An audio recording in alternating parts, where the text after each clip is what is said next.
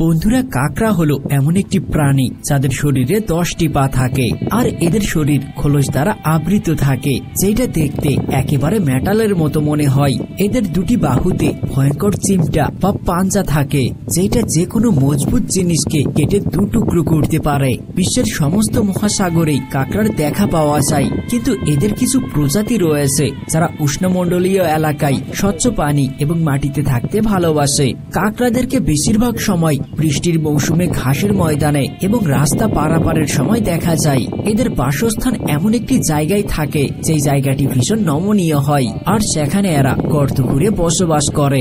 এদের প্রজাতি সম্পর্কে বললে বিশ্বে এদের প্রায় 800-র অধিক প্রজাতি রয়েছে। কিন্তু বন্ধুরা, আপনারা কি জানেন এই কাকড়াগুলোর জন্ম কিভাবে হয় অথবা কোথা থেকে আসে এই কাকড়াগুলো? যদি না জেনে থাকেন তাহলে এই ভিডিওটি শেষ পর্যন্ত দেখুন। বন্ধুরা, ভিডিও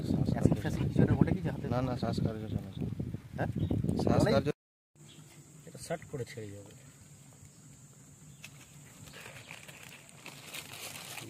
থাকতে হবে।